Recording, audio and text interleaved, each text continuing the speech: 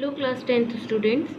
Today we start further this chapter, the power sharing. So today we discuss about the position of Sri Lankan Tamils. Launch political parties and struggles for recognizing Tamil as an official language. Demanded autonomy, equal opportunity in education and jobs. Political organization was formed till 1980 demanding an independent Tamil Elam in North and East Sri Lanka. Now what happened that the Sri Lankan Tamils launched parties and struggle for the recognition of Tamil as an official language, for regional autonomy and equality of opportunity in securing education and jobs. But their demand for more autonomy to provinces populated by the Tamils was repeatedly denied. By 1980s, several political organizations were formed demanding an independent Tamil Elam state in northern and eastern part of Sri Lanka. The distrust between the two communities turned into widespread conflict and it soon turned into civil war. As a result, thousands of people of both the communities have been killed. Many families were forced to leave the country as refugees and many more lost their livelihoods. So, the civil war has caused a tribal setback to the social, cultural and economic life of the country. It ended in 2009. Now the accommodation of Belgium. The country united respecting the feelings of different community and regions. Here, accommodation of Belgium. Amendment in Constitution between 1970s and 1993. Dutch and French ministers were made in equal numbers in central government. Powerful state government. Many powers were given to state government, taken from central government. Separate government for Brussels. Both communities were given equal number of representation and here French agreed. Community government. Third kind of government was formed and it contained representative from each community. Now what happened in Belgium? The Belgian leaders took a different path. They recognized the existence of regional differences and cultural diversity. Between 1970 and 1993, they amended their constitution 4 times. What first? That constitution prescribed that the number of Dutch and French speaking ministers shall be equal in the central government. Some special laws require the support of majority of members from each linguistic group. No single community can make decisions alone. Second, many powers of the central government have been given to state governments of the two regions of the country. The state governments are not subordinate to the central government. Brussels has a separate government in which both the communities have equal representation. The French-speaking people accepted equal representation in Brussels because the Dutch-speaking community has accepted equal representation in the central government. Apart from the central and the state government, there is a third kind of government. This community government is elected by people belonging to one language community, Dutch, French and German speaking, no matter where they live. This government has the power regarding cultural, educational and language related issues. It might be found that the Belgium model very complicated. It indeed is very complicated, even for the people who are living in Belgium. But these arrangements have worked well so far. They help to avoid civic strife between the two major communities and a possible division of the country on linguistic lines. When many countries of Europe came together to form European Union, Brussels was chosen as its headquarters. Now, why in a democracy should political power be distributed? People are the source of all power. People rule themselves through institutions of self-governance. Due respect is given to diverse groups and views.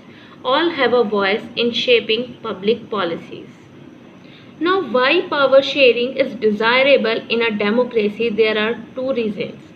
The prudential ones, that reduces conflict between social groups, stability of political order, better outcome. Moral, it is the spirit of democracy. People have the right to be consulted for governing practices. Power sharing is valuable. The two different sets of reason can be given in the favor of power sharing. Power sharing is good because it helps to reduce the possibility of conflict between social groups. Always social groups leads to violence and political instability. So power sharing is that reduce the conflict between the social groups. Imposing the will of majority community over others may look like an attractive option in the short run, but in the long run it undermines the unity of the nation. Second reason, that is power sharing is very spirit of democracy. A democratic rule involves sharing powers with those affected by its exercise and who have to live with its effect. People have a right to consulted on how they are to be governed. A legitimate government is one where citizens through participation acquire a stake in the system. So the first reason is called the prudential one and the second reason is called the moral one. So why power sharing is necessary? Power sharing is necessary because to reduce the conflict between the social groups, maintain stability of political order, and it gives the better outcome. And the moral one is that it is the spirit of the democracy and power sharing is valuable.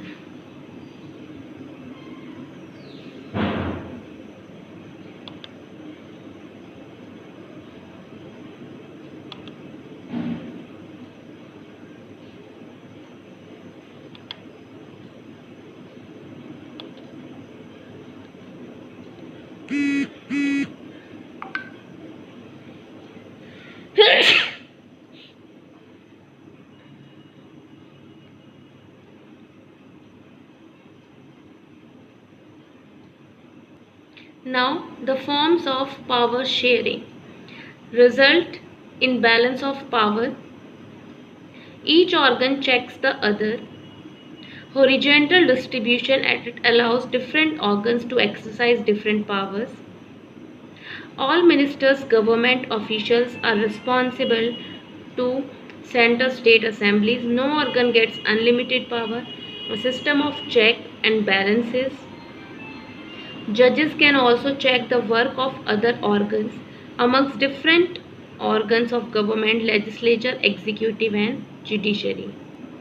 The first form of power sharing is that power shared among different organs of the government. What are the different organs of the government? Different organs of the government are legislature, executive and judiciary.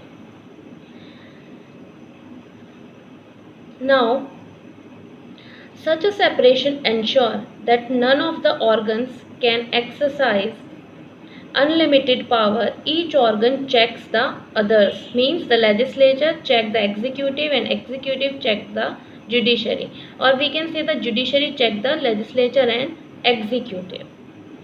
This results in a balance of power among various institutions. Legislature, that is the law-making body, parliament, executive who execute the laws, and judiciary who gives justice. So these division of powers between these, what they are able to work they are able to work independently and what checking each other also. So that is the first form of power sharing. Second form of power sharing is among government at different levels. Means that the central level, state level and local level. Power shared between these three levels of government so that they can resolve the problems at their own level.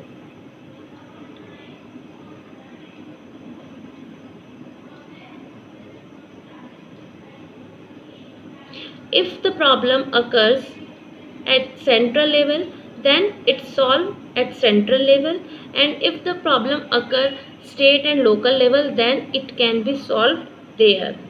This power sharing is necessary because no government, central government, state government or the local one not feel that we disregarded from the powers.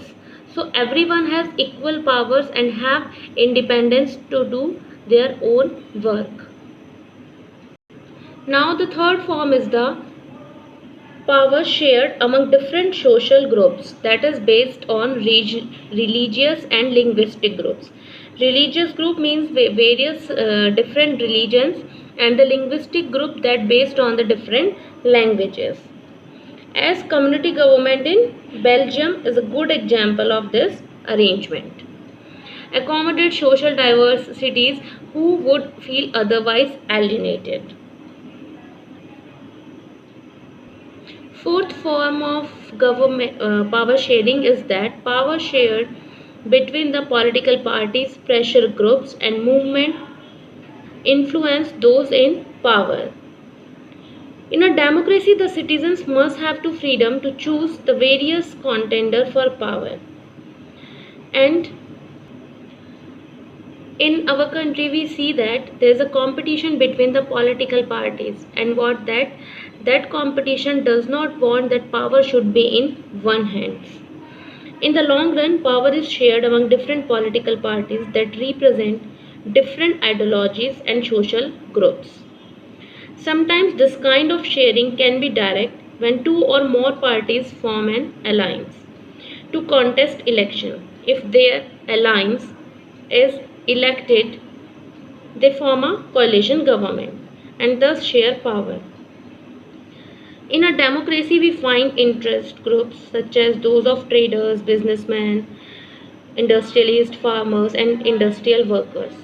They also will have a share in government power, either through participation in governmental committees or bringing influence on the decision making process. In unity, so here in this chapter we studied that why power sharing is necessary, desirable, and what are the forms of the power sharing. That first form, different organs of the government, second, different levels of the government, and third one is the different social group, and fourth one, that power sharing between the political parties, pressure groups and movements.